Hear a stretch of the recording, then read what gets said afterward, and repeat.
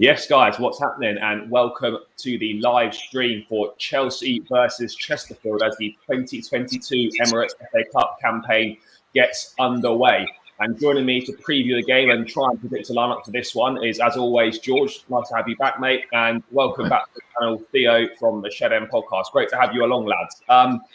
Chelsea obviously hosting non-league opposition this weekend at Stamford Bridge. You probably think it'd be a bit of a formality, but we have seen in the past that there's been kind of issues before. We got knocked out by Bradford, and we have been knocked out by lower league opposition before. I know Chesterfield are non-league, but they did knock out Salford City in the second round. So they've got perhaps a little bit about them. And as I said, they are top of that league. But obviously, Chelsea should have too much for them. But when Tuchel was asked about it in the press conference, obviously, you treat every match with respect. And we can't kind of turn up just expecting to roll these guys over. We are going to have to, be at the races as such. But I mean, beaten finalists in the last two editions of this competition, lads. Hopefully it'll be third time lucky. I mean, Theo, I'll come to you first, mate. What are your thoughts on the FA Cup this season? We've done really well in recent years. Unfortunately, two final defeats back-to-back against Arsenal under Lampard, and then obviously last year, unfortunately, against Leicester. What do you think of our chances this year? And, is it an important competition to you? It's still a very important competition. Obviously, if I had to choose, I'd prioritise top four and a good Champions League run. But that doesn't say that we can't, get to the final and win it like we've done in the last two seasons, the final part, not the winning part. But I think that we've got the squad depth. It's our first full season with Thomas Tuchel. We have to remember that. And he seems like the type of manager that wants to prioritise or, go on a good cup run with every tournament like we've seen in the League Cup this season as well. So, if we play teams like Chesterfield early on, no disrespect to them, but it's teams we should be winning. And then next thing we're in the quarterfinals, semi-finals, and we've got chances of winning it. So I think it's definitely a competition we should take seriously. We've got the squad depth to compete in it. It will be interesting once the Club World Cup happens, I think beginning of February, whether that means there's a tie that's meant to happen around that period. But no, definitely we should take it seriously, and I think we've got every chance to go as far as we can. Yeah, no, I think it's an important one. I mean, every trophy at Chelsea, I guess, is kind of important. You always want to win them all, and Chelsea kind of demands silverware. So every opportunity you get, I guess, has to be taken seriously. I mean, George, I'll come to you, mate. What are your thoughts on the FA Cup? Obviously, our disappointing back-to-back final losses, but as a competition we've had a lot of success with in the past. We've won it quite a number of times. Do you think this year represents another good opportunity for the club? Can we make it third time lucky?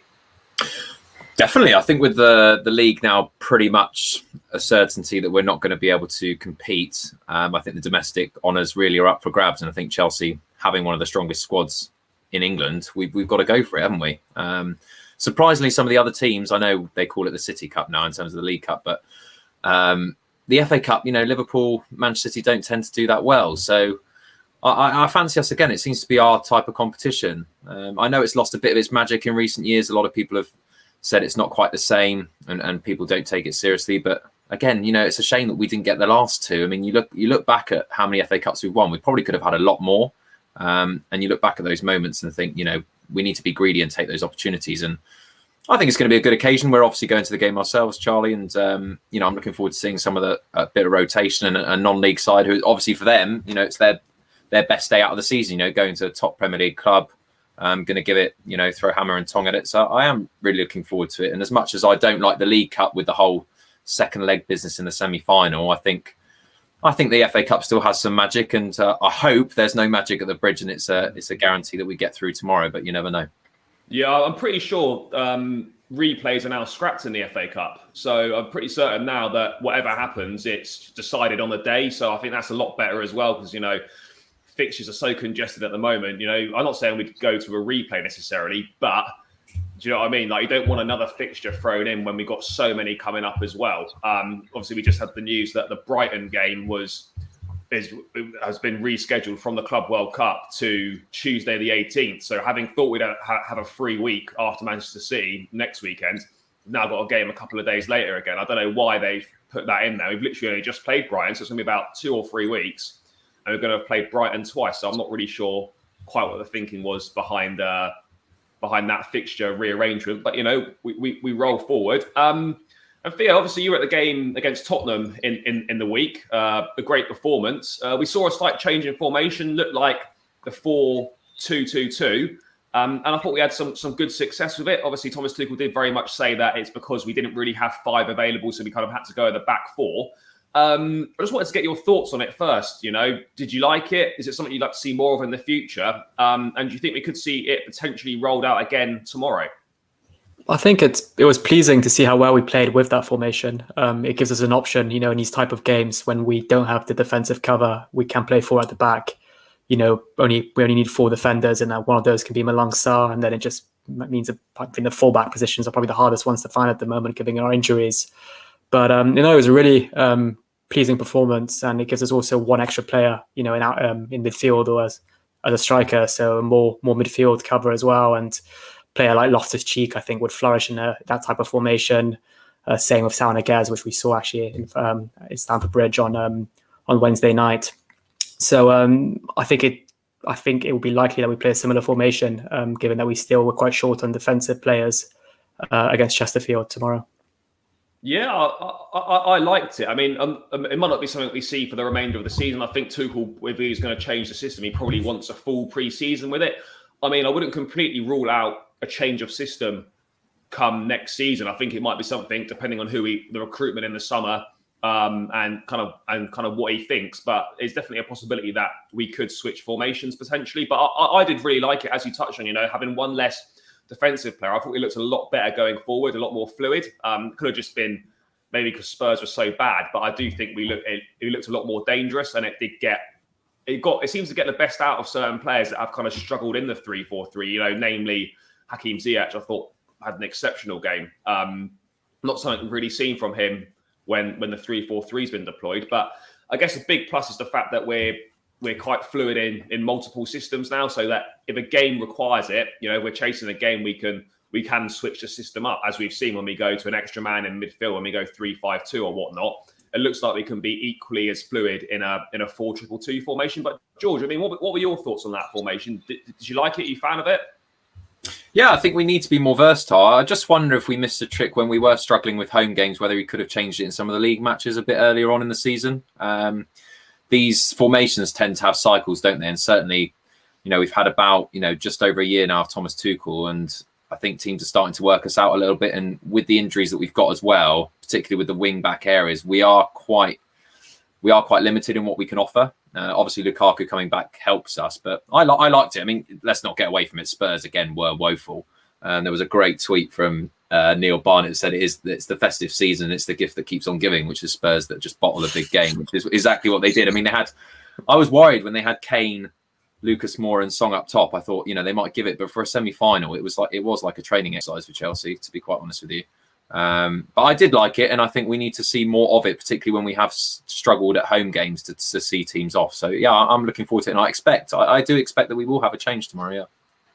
Yeah, it's really difficult to call because, like I say, the team news, like injury news today, apart from the obvious long-term absentee and Ben Chilwell and Silva and Kante out with COVID, Tuchel said they're doing fine. Obviously, no symptoms or anything, but they have to do the isolation, and then hopefully they could well be back for that second leg. Kai Havertz with dislocated finger. I don't know if you boys have seen a picture. It looked pretty nasty, to be fair. I know it was just his finger, but it was at a proper sharp angle.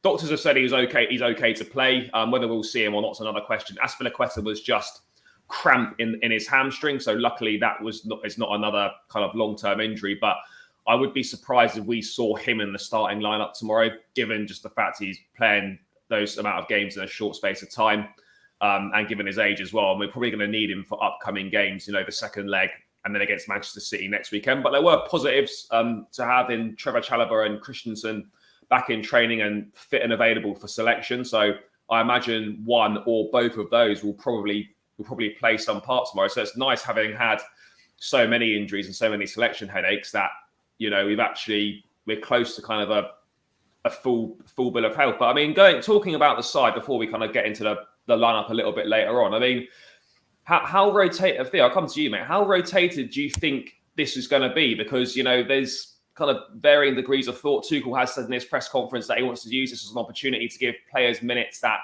have struggled for minutes recently. So indicating to the likes of Timo Werner, Ruben Loftus-Cheek, etc. I mean, we saw against Brentford in the Carabao Cup, we saw the likes of Xavier Simons making his debut, along with Jade Soonsup-Bell and Harvey Vale. Apart from those three, who you probably expect to play again, do you feel that Tuchel will probably still be quite strong in the side? I actually feel like we'll be quite surprised at the lineup tomorrow, and it's going to be stronger than we think it is, simply because we need to find that balance between those experienced players that need minutes at the moment and maybe haven't been playing as much or need maybe minutes for their confidence. And then also there's young experienced players who have slowly broken into the team, the likes of Harvey Vale, Soonsup-Bell, Xavier Simons, and maybe Mbuyambo, who we're not sure is injured or not. But no, I think the obvious starters you're thinking, Loftus-Cheek, Barkley, Malang Sarr again, and then I actually may even start Avara or Lukaku, simply because they need the goals at the moment. They need to win over the fans. So there's different criteria that you're looking at, if that's starting 11. But I've actually got a big feeling that's going to be quite a strong 11, and it might be in that case quite a comfortable win for us.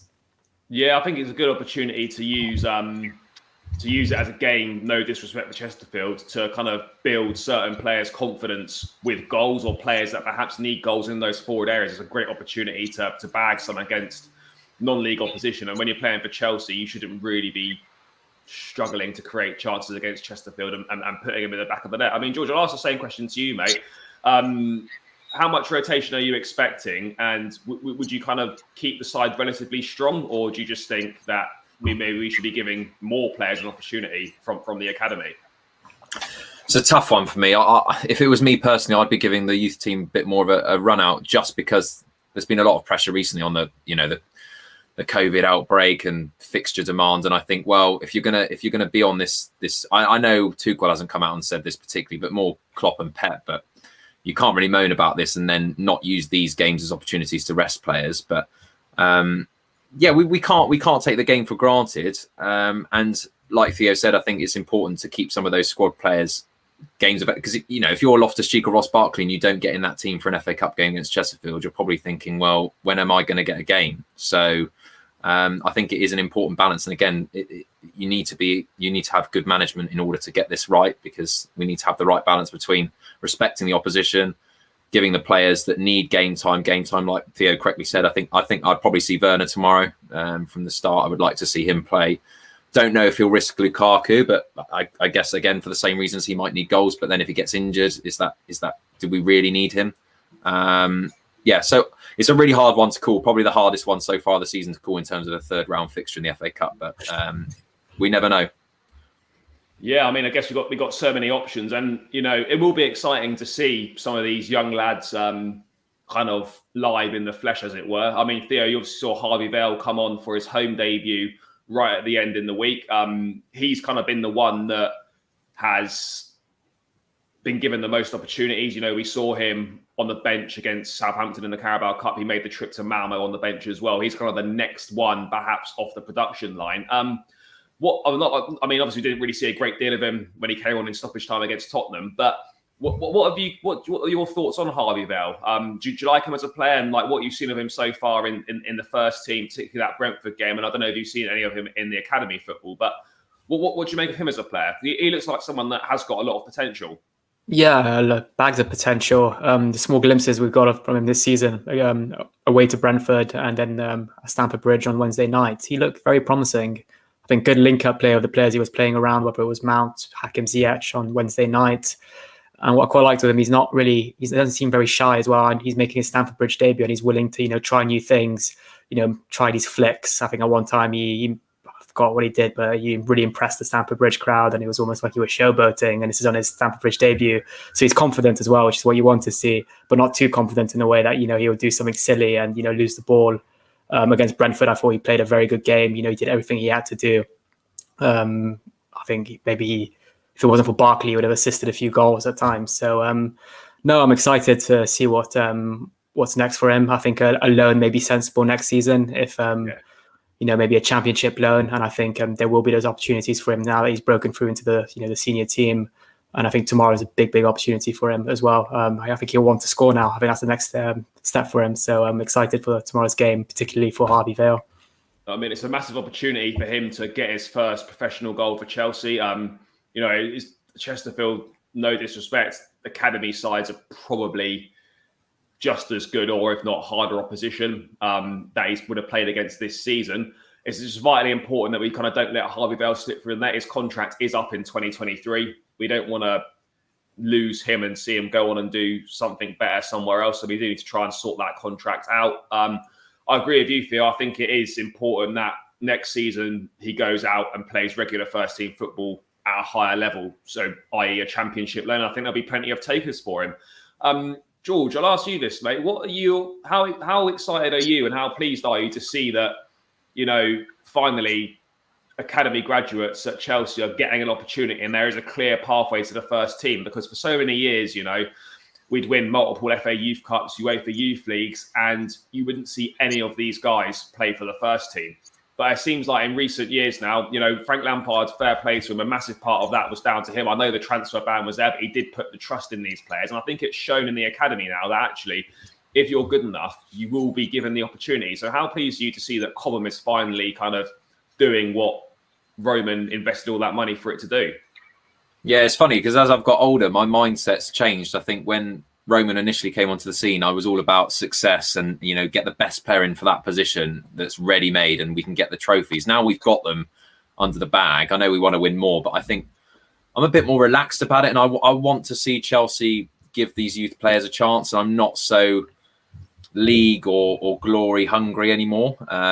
Obviously, I want us to do well, and we're still a big club that should be fighting on all honours. But I think with the success we've had of the likes of Mason Mount, Reece James, and the like, I think we have got, if not the best academy in England, and we should be celebrating that. And you only have to look at what some of the other clubs have done with their setups. That Chelsea were the forefront of that when Roman came in. I think that was one of the first things he wanted to do. Said that the training ground wasn't good enough, the setup wasn't good enough, and now we're seeing that flourish, and all these players, including Vale. So I really hope that Vale gets a start tomorrow and gets a goal and has a good performance, and like others as well. So I'm all for the youth team pushing through. But like you said, if they're good enough, they'll get in there, and I think that's promising.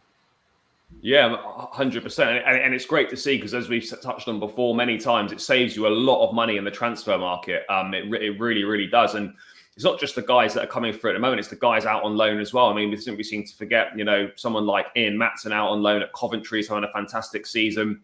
Dujon Sterling as well at Blackpool. These guys aren't perhaps quite ready yet, but they potentially get opportunities maybe next season or in the years to come. And then the more established ones, the likes of your Conor Gallagher's, your Billy Gilmore's, we've got a lot of talented boys. So, I mean... Levi Colwill as well, I think. Yeah, as well. Yeah, he's been said that he might be given a chance in pre-season next summer. Yeah, he's another one that is looking very, very good. There's a possibility, and this is the sort of game that he 100% would have played if he was still here, but obviously you want those players to go out on loan, play regular football. The Championship is actually a great standard. It's a really good league, one of the most competitive. So yeah, I think he'll be one that will get an opportunity next season potentially, or certainly be looked at in pre-season before perhaps getting a Premier League loan now that he's done a season in the Championship. But yeah, it's exciting times, and it's so good to see because for so long, as I said, it's just been no one coming through apart from John Terry. But now we saw Ruben Loftus-Cheek make his 100th appearance for the club, another academy graduate. So yeah, it's all things are pointing in the right direction. But we're going to get into predicting our lineup now, lads. So I think we'll definitely do easier ones this season than this one. But let's see what we can come up with. Obviously, we have disagreement in certain positions. We'll go with the majority. So if it's a 2-1 vote, then that player will go in. But let's have a look. I mean, we'll start in the sticks. Obviously, Edouard Mendy's gone off to African Cup of Nations duty. I fully expect Kepa not to be played in this game. So, Theo, would you agree that it's going to be a debut for third choice keeper Marcus Bettinelli tomorrow? Yeah, I think originally I thought Kepa would start this just to play him as much as possible whilst Mendy's at the AFCON. But after seeing the social media post on Instagram yesterday of Bettinelli as almost a star player on the promotional kind of post, then it looks likely that he's going to start. And I do think it does make sense. Probably the only game he'll get this season if Kepa stays free of injury. So it makes sense to start Marcus Bettinelli. I mean, George, would you agree with that? And do you think it's fairly risk-free putting your third choice keeper in for this game? I mean, he should be more than good enough. Yeah, he needs it. And sometimes that fresh, bringing in someone who hasn't played before, they've got a point to prove as well. So that almost hypens it up.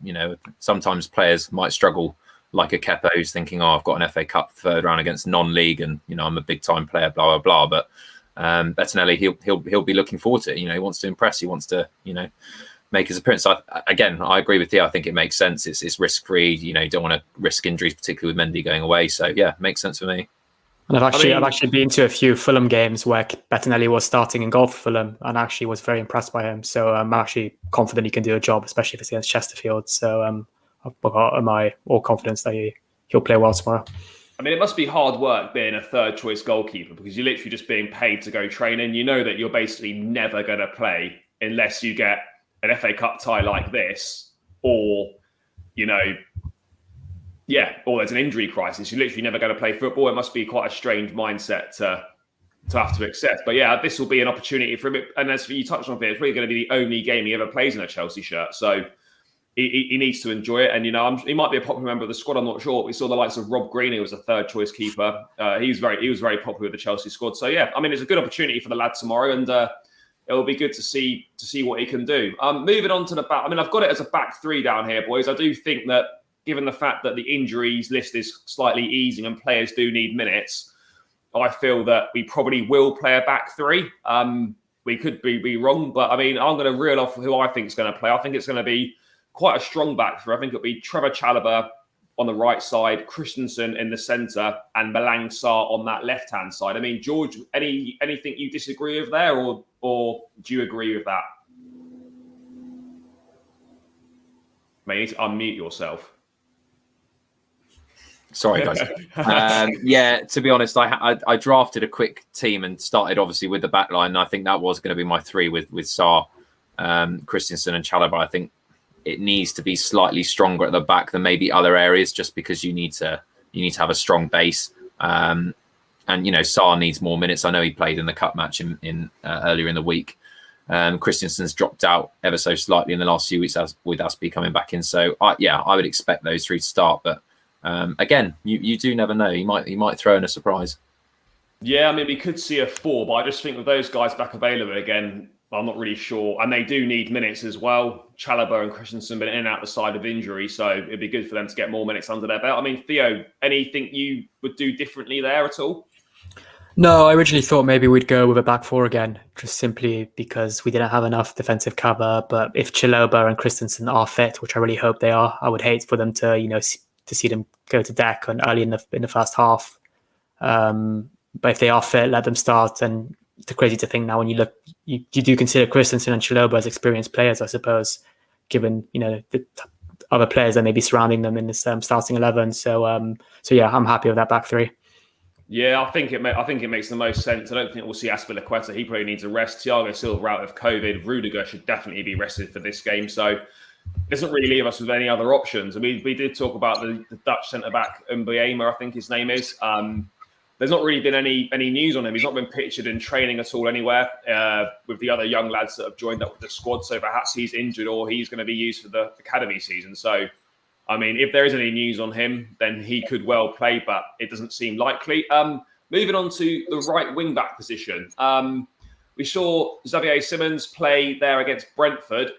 Theo, would you expect him to continue there, given the fact that he was given the nod against Brentford? You'd probably expect him to be given another opportunity in this game.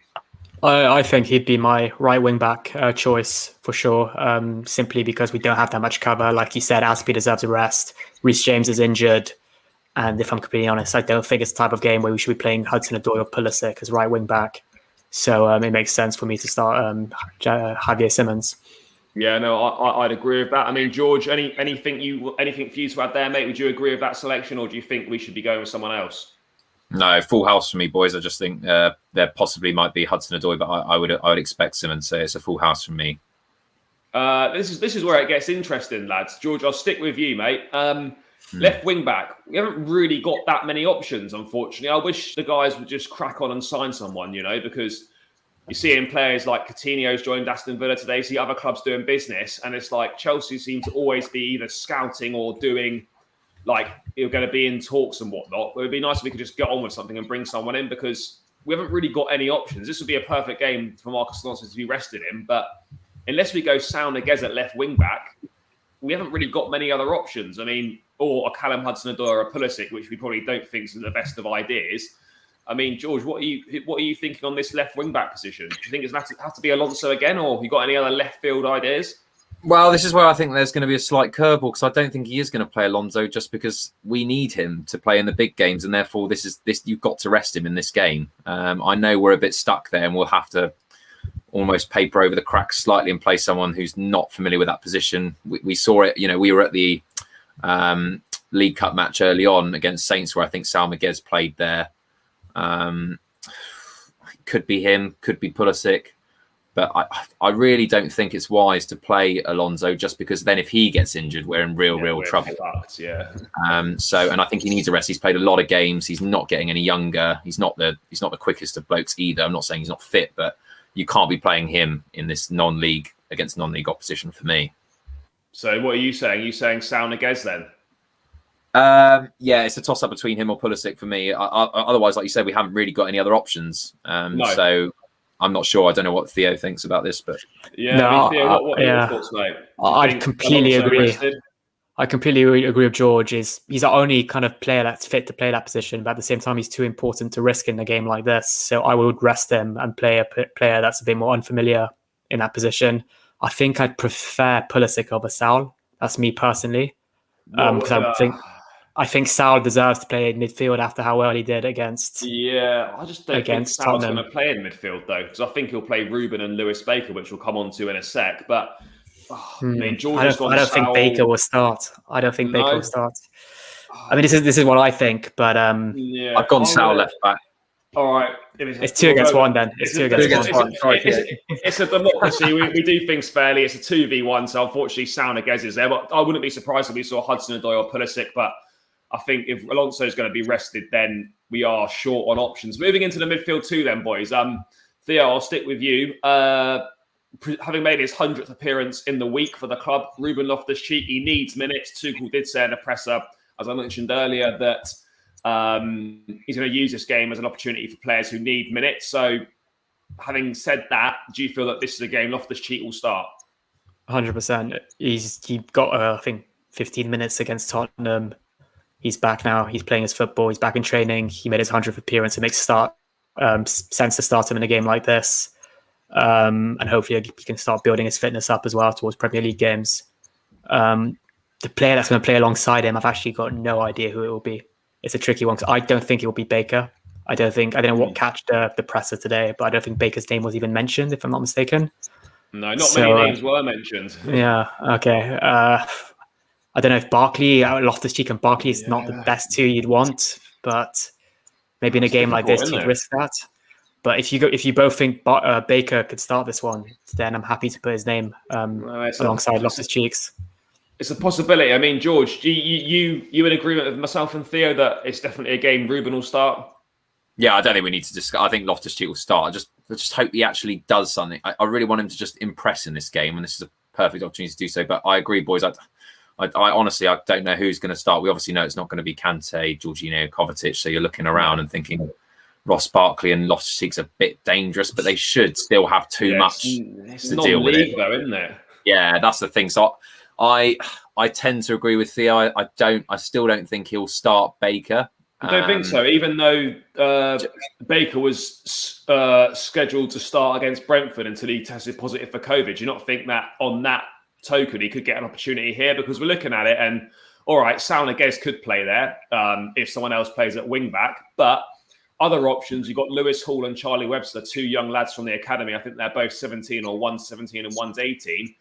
That's a big ask to go and play in a midfield pivot. I know, even against non-league opposition, kind of making your Chelsea debut. So it is difficult. Personally, I'd probably go Lewis Baker just on the fact that he would have played against Brentford, but he didn't. So it's a possibility. But I mean, what are your thoughts, George?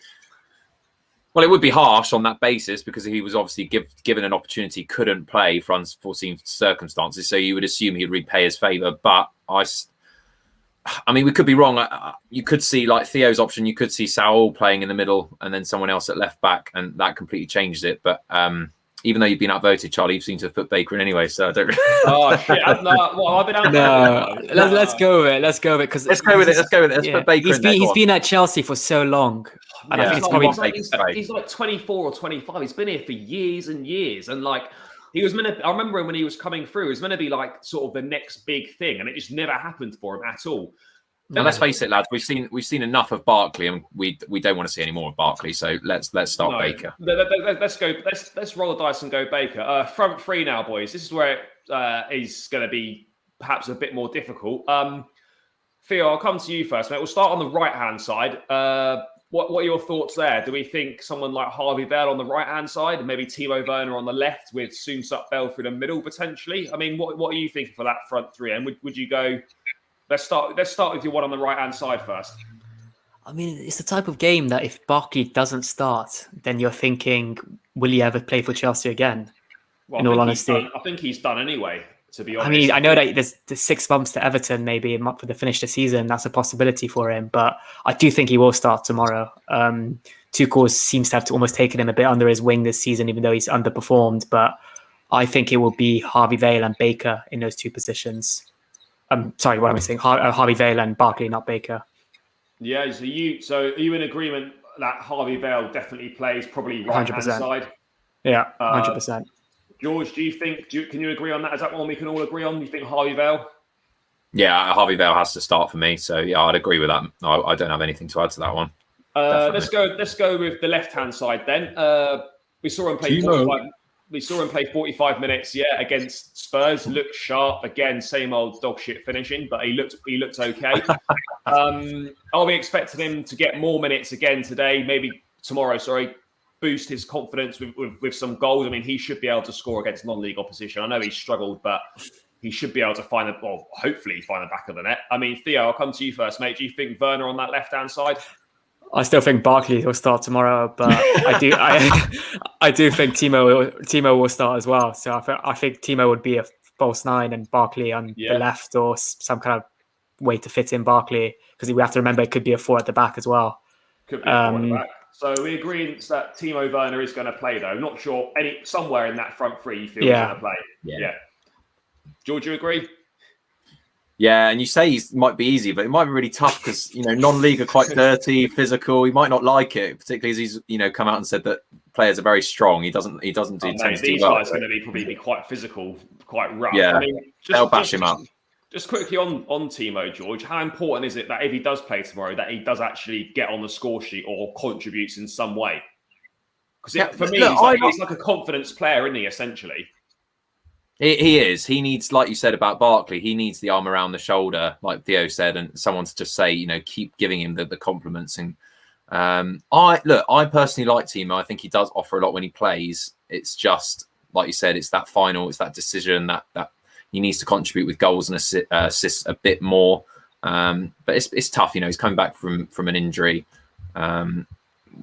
He's got to perform tomorrow. There's no doubt about that. I mean, if he's still struggling to score against non-league opposition, then I think there was an FA Cup game that he played under Frank Lampard, and he had a bit of a shocker as well. So I don't know. It is difficult, isn't it? It really is. I put it this way: I expect Vale to have a better performance than Werner will tomorrow. Put it that way. Yeah. I think I'd agree with that as well. Right, this last position, I know Theo's obviously banging the Ross Barkley drum. I can see that happening. Just a word on a couple of other guys though. Do we think that Soonsup Bell is not going to make the lineup then, guys? Theo, do you think he's not going to start?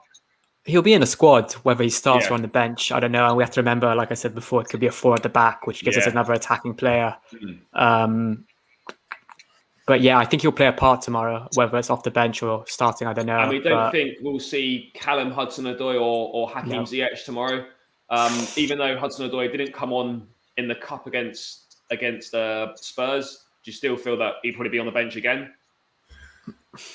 I think simply because we have that Brighton fixture that's been pushed, forward now. Yeah. I think we have to prioritise, the Premier League games and the second leg of the League Cup. Yeah. So, I wouldn't risk Hudson-Odoi or Ziyech or have them on the bench. No. And if things go well, maybe, But no, I think Barkley or Soonsop Bell in that position. Yeah. George, do you think the same, mate? I don't know. I mean, personally, I would start Hudson as well. Just looking at that lineup there, I think there's a lot of experience in there, but it is still quite risky. I wouldn't say it's that you can't look around and say, oh yeah, we're definitely going to be in control of this game. I mean, you'd expect Chelsea to do so, but I think I would personally start Hudson-Odoi, but I agree with Theo again. I probably wouldn't see him starting just because of we need to prioritise other games, and he is also a replacement for one of the fullbacks if worst case happens and we get more injuries with our first team players. So I don't know. I probably agree with Theo on that one. So you think Ross Barkley's going to play? Is that you boys both going Ross Barkley in that position? Yeah. Right then, I've been outvoted, so Ross Barkley's going in. Hopefully, his last performance in a Chelsea shirt. I'm sick of him. I don't like him at all. He's honestly useless. He really is. But he does add experience, though. Yeah, he does. Well, I mean, that's what we've gone with. I mean, to be honest, boys, it could end up being anything. We could end up seeing Hudson-Odoi, Vale and Werner. We could see Lukaku potentially. I don't think we will from the start. But yeah, I mean, the lineup looks all right. Just to round out then, lads, having picked that lineup we've got there, Theo, I'll come to you first, mate. What are your thoughts on a score prediction for tomorrow night? I've got a feeling that Chesterfield will score, magic of the cup.